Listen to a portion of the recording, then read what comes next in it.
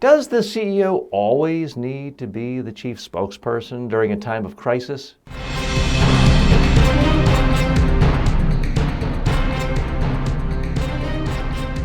Speaking, the show about effective speaking in public, to the media, at work, and in life.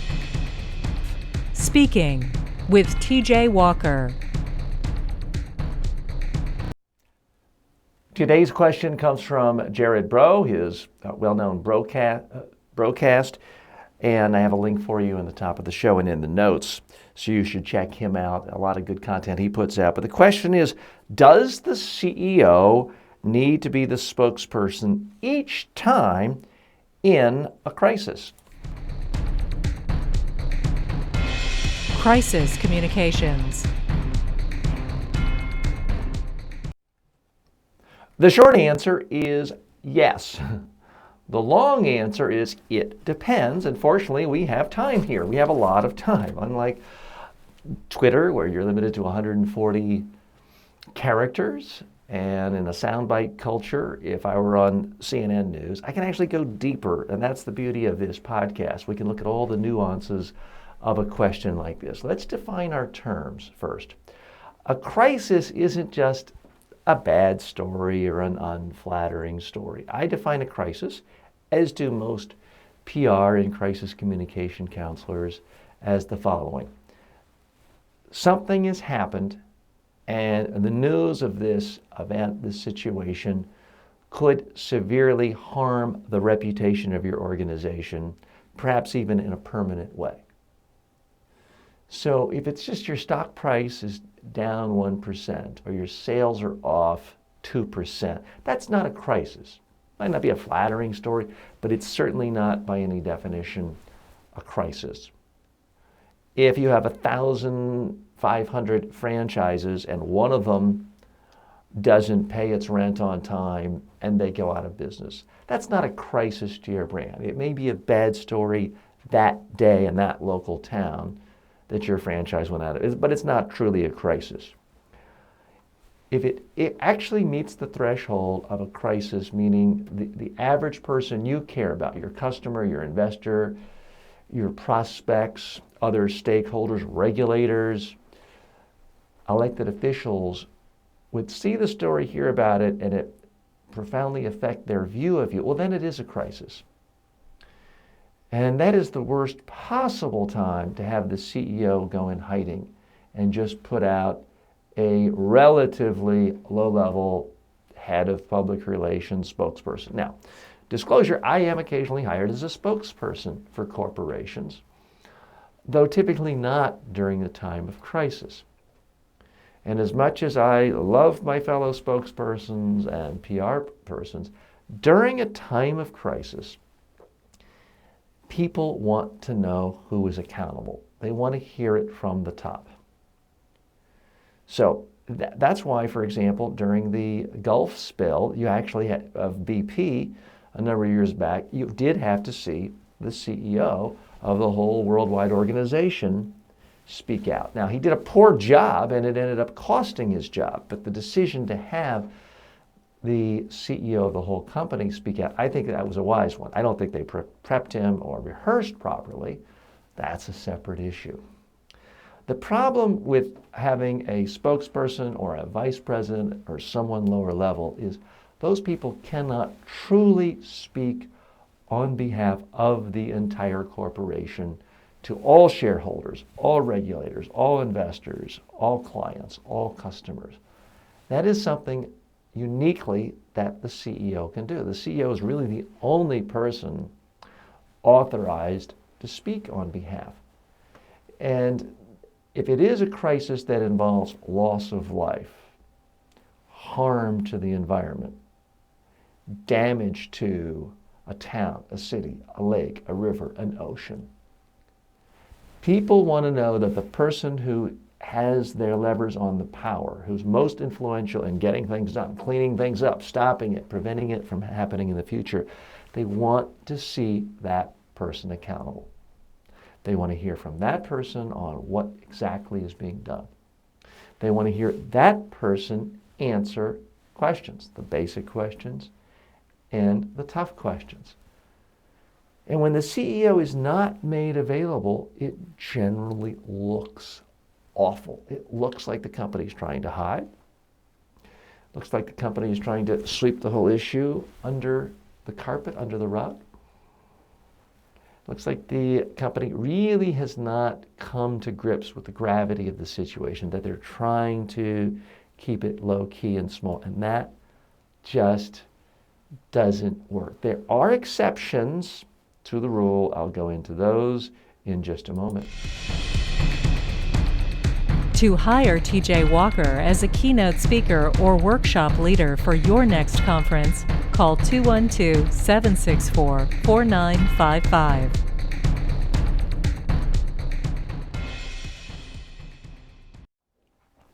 There are crises from time to time that are big news in one market, one city. And if it's a multinational company and the CEO is in charge of thousands and thousands of businesses in every state in the United States and in 50 other countries, well, most of the time, that person, the CEO, doesn't need to be the spokesperson if it's an isolated incident. And I'm assuming, of course, there's not massive destruction or death or massive explosions that are dominating all national news. But if it's truly a local news story and the national and international media are not hopping onto it, then you don't need your international CEO. These things need to be looked at in a proportional sense. If only local media are interested in the story, then you may want the highest ranking official within your organization. And I'm using the example of corporations, but it could be a government agency as well. You want the highest ranking official in that local market. That's going to satisfy the reporters and the public. Reporters want to hear it from the old cliche of the horse's mouth. They want to know what the most accountable person has to say about how they are going to account for this problem, this disaster, this explosion, this fire, this accident. They want accountability. So in that case, it's not important that it be the CEO necessarily. It does need to be the highest ranking person. Now, once CNN is calling, the BBC, Al Jazeera, and Fox News Channel and Sky News, once they're calling, this has become an international issue. At that point, I think it is a grave mistake not to put your CEO on. There's this sense in some corporate circles and in corporate communication circles that, well, we want to keep our CEO away. We don't want him to be muddied up. We want to keep him above the fray. We don't want to escalate the issue. Well, with all due respect, if all of those major international TV networks are calling you, the issue has already been escalated. So you're not going to de-escalate anything by not having your CEO on. Now, sometimes the decision to not put a CEO in front of the camera is based on the fact that people think, maybe even the CEO thinks, that that person is not very good as a spokesperson. Well, I don't have a lot of sympathy for that line of reasoning because, number one, if someone isn't good, train them. I could train a SEAL to be a good corporate spokesperson in a time of a crisis, and so could any other good media trainer. That's number one. Number two, if the person isn't good at speaking on behalf of the entire organization and explaining things, why in the world is he given the position, the high-ranking position and the high salary of a CEO? And I am saying he because there are actually more CEOs named John in the world of large publicly traded companies than all the women CEOs combined.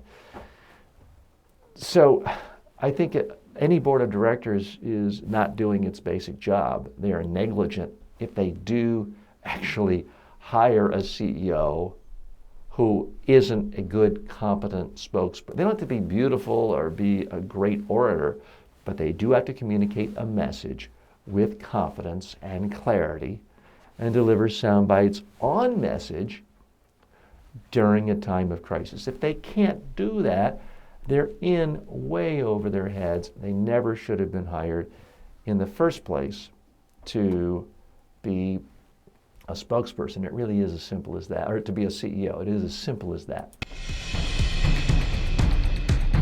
Do you have a speaking-related question for #1 USA Today best-selling author T.J. Walker?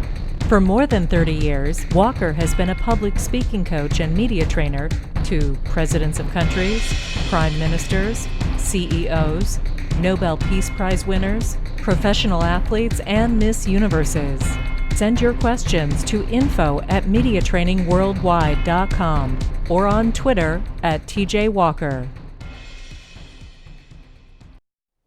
Here's the checklist I believe you should go through if you are involved in a crisis with your corporation, government agency, or organization. You're trying to figure out, should we go to the CEO and have that person be the spokesperson, or should we keep it lower?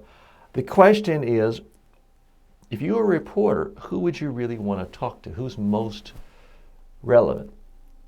If you are the general manager in a particular town, running a factory for a huge conglomerate, and you know everyone, you know everything about it, you've been there for 20 years, you already know the media, it would be sort of odd to bring in through a Skype webcast a CEO 1,000 miles away who doesn't know anything about your community or the particular situation. In that case, go with the general manager. So ask yourself, who would reporters want to talk to, #1? #2, who would the people in the audience of these media outlets want to hear from? And if it is the CEO, you need to make that person the CEO.